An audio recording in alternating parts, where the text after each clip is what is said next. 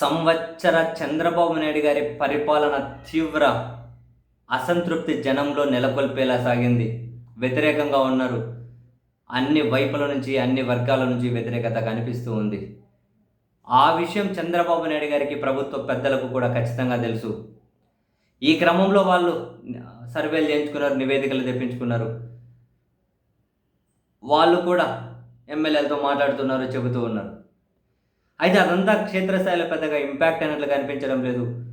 ప్రతి సమావేశంలోనూ ముఖ్యమంత్రి గారు చంద్రబాబు సార్ అయితే మీరు బాగా పనిచేయాలి, వ్యతిరేకత వస్తుంది, వన్ టైం ఎమ్మెల్యేలుగా మిగిలిపోతారు అని వరుస పెట్టి హెచ్చరికలు చేస్తూనే ఉన్నారు. సో ఈ కాంటెక్స్ట్లోనే హెచ్చరికలు చేస్తే సరిపోదనుకున్నారేమో. తెలుగుదేశం పార్టీ సర్వే అనలిస్టులు అనబడే వాళ్ళని రంగంలోకి దించారు. ఒకరు ఆ సర్వే ఈ సర్వే అని చెప్పి తెలుగుదేశం పార్టీ సర్వే వాళ్ళందరూ రంగంలోకి వచ్చారు. చంద్రబాబు గారి మీద ప్రజలకు అద్భుతమైన అభిప్రాయం ఉంది, కానీ ఎమ్మెల్యేలు తీవ్ర వ్యతిరేకత ఎదుర్కొంటూ ఉన్నారు.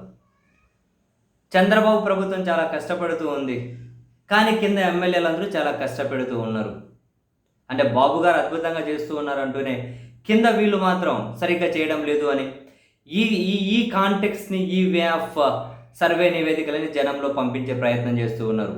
ఇవి చూసి ఎవరికైనా ఏమర్థమైతే, ఓహో చంద్రబాబు సార్ బ్రహ్మాండంగా చెప్తున్నారు, కింద వాళ్ళు సరిగ్గా చేయట్లేదు. సో దట్ ఇప్పుడు ఈ 1 year కాగానే మనం కనుక ఆలోచిస్తే, ఈ 1 year కాకముందే సర్వేల వల్ల ఫలితం లేదు. Point number 1. పాయింట్ నెంబర్ 2, అందరూ తెలుగుదేశం పార్టీ సర్వే వాళ్ళే సర్వేలు అంటున్నారు, ఫలితాలు అంటున్నారు. దీని వెనక మళ్ళీ టీడీపీనే ఉన్నట్లు స్పష్టంగా కనిపిస్తూ ఉంది. ఎందుకని, అదిగో ఇప్పుడు ఇట్లా బాగాలేదని చెప్పాం, మళ్ళీ ఎన్నికల దగ్గరికి వచ్చేసరికి సంవత్సరం 2 ఏళ్ళు 3 ఏళ్ళ తర్వాత అసలు అద్భుతంగా ఉంది. చంద్రబాబు గారు చెప్పిన తర్వాత మొత్తం అందరూ మారారు, ప్రజల్లో చాలా పాజిటివ్ అభిప్రాయం వచ్చేసిందని చెప్పి ఎన్నికలు వచ్చేసరికి వీళ్ళే చెబుతారు. అదేంటి ఇప్పుడు అంటే వీళ్ళు తెలుగుదేశం పార్టీ వాళ్ళే కదా, వాళ్ళు ఇలాగే చెప్తారని చెప్పి ఎవరైనా అంటే, మేము అప్పుడు చెప్పాం కదా బాగాలేదని, ఇప్పుడు బాగుందని చెబుతూ ఉన్నాం, అద్భుతంగా ఉంది అని చెప్తారు. అండ్ ఎమ్మెల్యేల మీద ఒక రకంగా ప్రెజర్ తీసుకొచ్చే ప్రయత్నం. ఎమ్మెల్యేలను ఇప్పుడు ప్రభుత్వం వైపు నుంచే ప్రెజర్ ఉంది, ఇక్కడ వీళ్ళు కూడా సర్వేలు కూడా చెబుతున్నాయి మీరు మారాలి అని చెప్పడం. ఒకవేళ తెలుగుదేశం పార్టీ ఇక్కడ ఎవరైనా ఒకరిద్దరి మీద ఎమ్మెల్యేల మీద చర్యలు తీసుకున్నా అది క్యాడర్ మీద ఇంపాక్ట్ చూపించకుండా ఉండడం కోసం రకరకాలుగా ఇది చాలా స్ట్రాటజీ.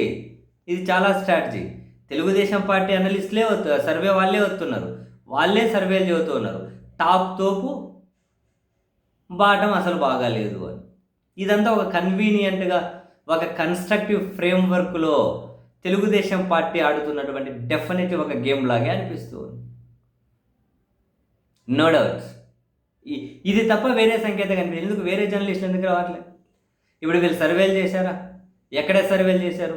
ఎంతమంది టీంలు సర్వే చేశారు? ఇది అవంతా ఒక్కో నియోజకవర్గంలో ఎంత శాంపుల్ తీసుకున్నారు?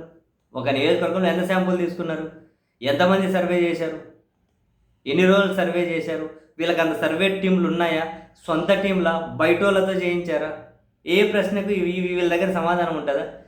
పోనీ వీళ్ళకంత పరంజామా ఉందా? వీళ్ళకంత స్టామినా ఉందా? వీళ్ళకంత టీమ్స్ ఉన్నాయా? ఇవన్నీ ప్రశ్నలే. ఈ ప్రశ్నలన్నిటికీ సమాధానం దొరకదు. నాకు అనిపించేది ఒకటే, వీళ్ళ సర్వేల వెనక కూడా టీడీపీనే ఉంది. అదే మనమే జడ్జిమెంట్ ఇవ్వట్లే, ఉంది మన అభిప్రాయం ఉంది అనుకుంటున్నాం. ఇది కూడా ఒక ప్లాన్డ్గానే. ఎన్నికలు వచ్చేసరికి వీళ్ళు మరింత యాక్టివ్ అవుతూ ఉంటారు, రకరకాల టర్న్స్ తిరిగి చివరికి ఎక్కడికి వచ్చి అవుతారో మీరు చూడండి.